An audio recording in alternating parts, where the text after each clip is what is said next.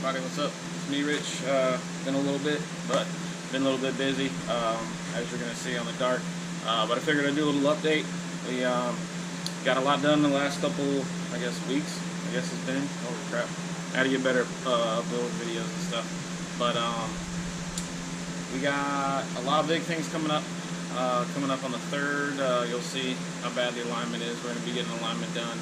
That way we can actually drive it around on the street. If you've been watching the channel, you can see I did a little small drive up the road right out here, just to make sure everything was good and give the suspension to move around a little bit so I can get up on there and double check it before we go to the dyno. Luckily, that's going to be happening the 12th. So next week alignment, and then 2 weeks from now will be the dyno session. Getting everything finalized now just to make sure we're good to go. I had to change up a couple wires on the Holley Terminator.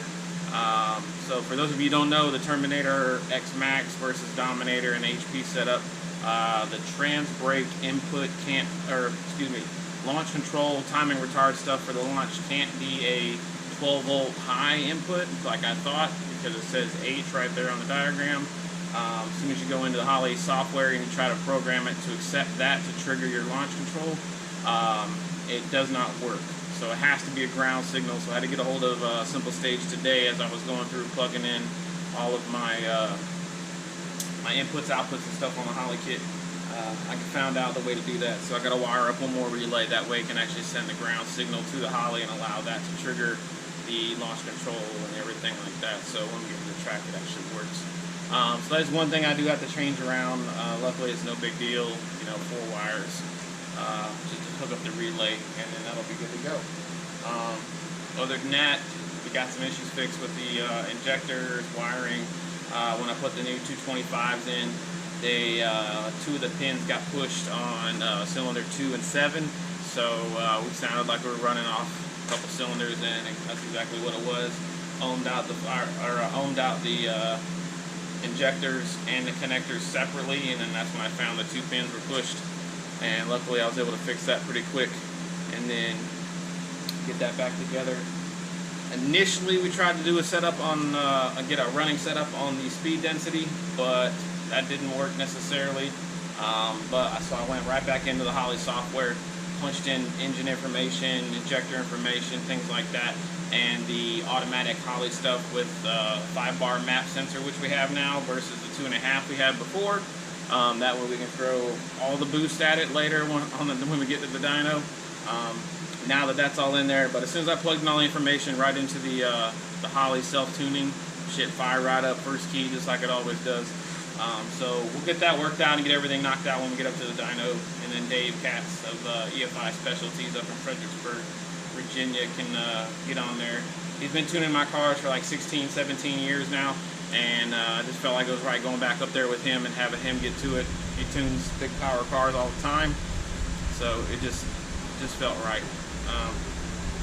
But other than that, I'll try to recap anything you've missed, anything I need to be caught up on, or you guys need to be caught up on during the video. If you got any comments, questions, just throw them down at the bottom, and then we'll see what's going on from there. Hope you guys like what you see. Alright, so obviously the first big thing you see here, biggest change right off the bat, I got the new front spoiler on there. I ripped up the old one whenever we were going on the trailer last time out to the track. So, you know, a whopping 34 bucks from eBay. Got another one, then I took it over to that guy. There were this guy's decals in Chesapeake. Got them to throw me an Abomination sticker on there, because basically every single purist that has seen the car online mostly, or even in person, they're like, oh man, that's an Abomination.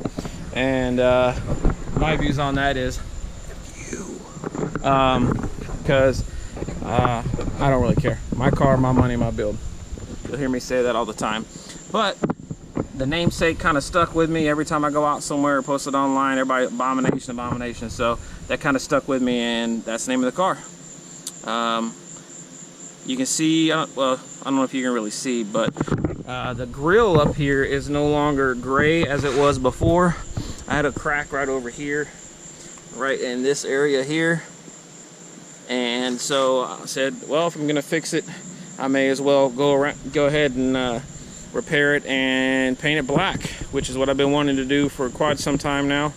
So I finally sanded everything down, got it resprayed, went black with it, and I absolutely love the way it came out. Some people may not like it, but again, my car, I don't care. Love it. Here, not too much has changed in the engine bay area.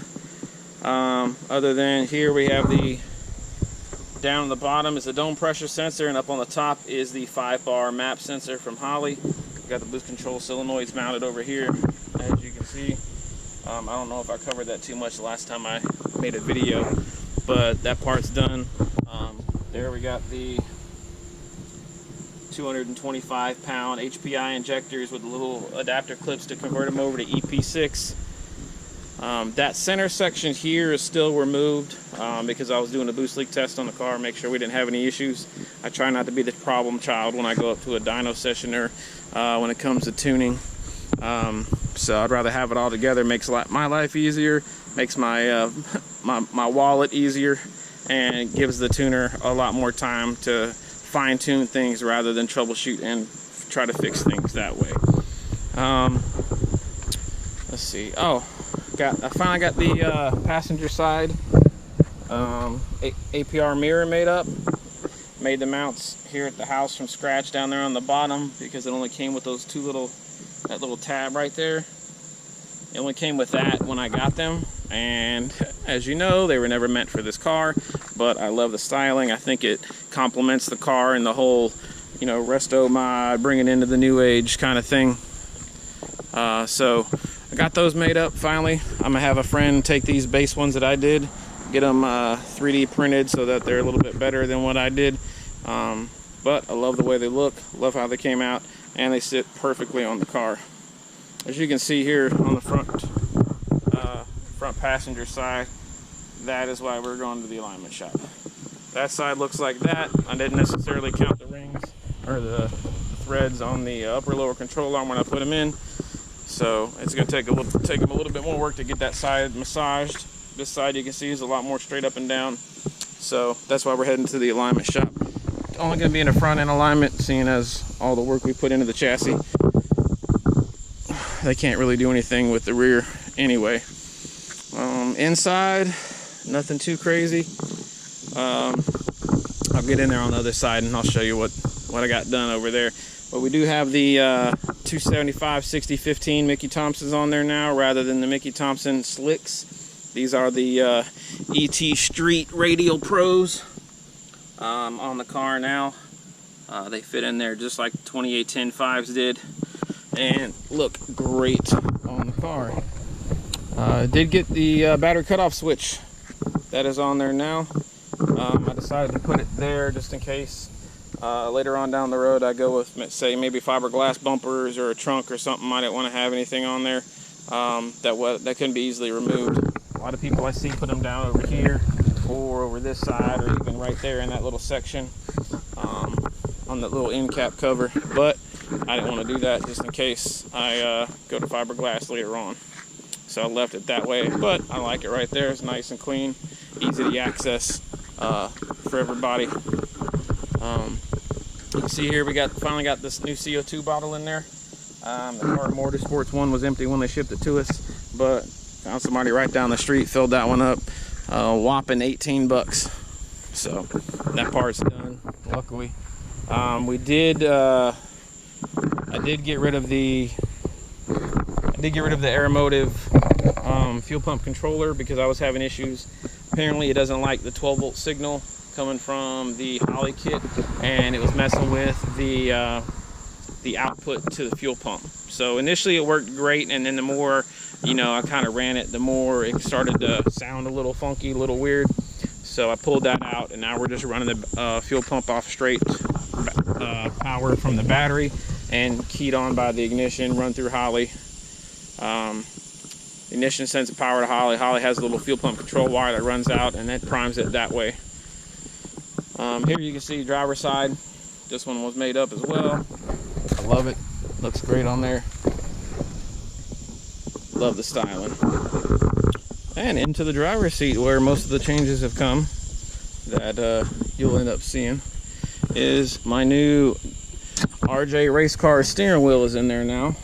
Got rid of the stock steering wheel as I had to add the bump box button in there, and I wanted a little bit more room in the cab, so got that put in there. Also got the a Jegs quick release here, SFI rated and everything. Make life easier getting in and out of the car and give me more room, as it was a little bit tight getting in and out of there. Funny story, it kind of goes with the theme of the build. I couldn't find one from anywhere, a quick release that wasn't weld on, that fit a Mopar. So I actually bought one, a GM splined quick release, same diameter, steering shaft and everything for this, and ta-da, it went right on. You move everything off like it's supposed to be, tap it right on there, tighten the nut down, steering wheel goes right on. No issues there. So yet another GM part that's helping this Mopar get his thing back together here. We'll do a quick little idle video, maybe a couple gas taps. We'll see how that goes. Let you guys hear kind of how it sounds. And then we'll cut it out. As you can hear, there she goes. Pump's priming.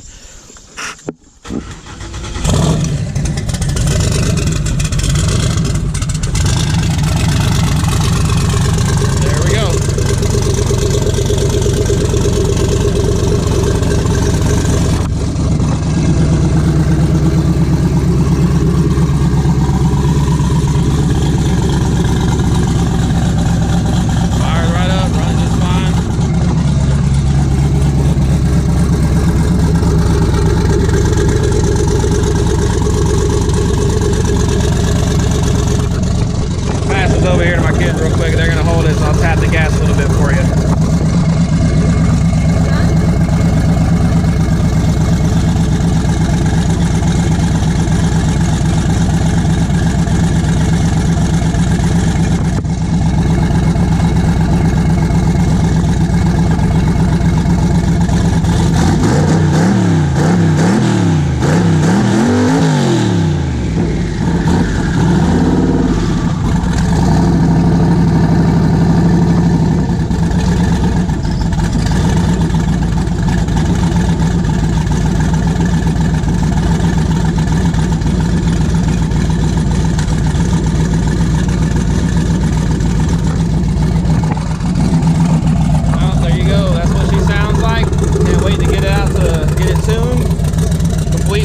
And then get it off to the track. Hopefully, let me turn this off real quick.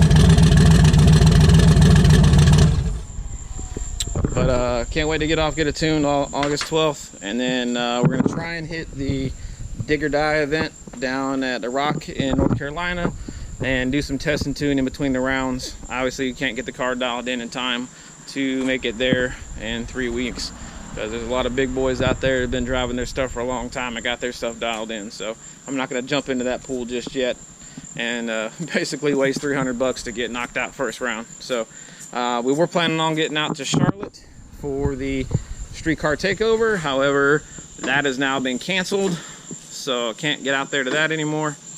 So we'll be looking for whatever's coming up next after that. So hopefully by September time frame. Sorry, that was really close. Hopefully by September time frame we can actually make it to the track and show you guys some videos. If not, we'll be doing some street pulls shortly after the dyno. But you can be looking for a dyno video for sure to be uploaded probably by the weekend of the 15th, 16th time frame, seeing as we're getting to the dyno on the 12th. I'll try and get everything edited. I don't know if I'll post all the numbers and everything yet, but we'll see. Alright guys, I hope you guys liked it. If you like it, hit like, subscribe, share around, and look forward to seeing you guys next time. Alright, take care, have fun. Me and the Abomination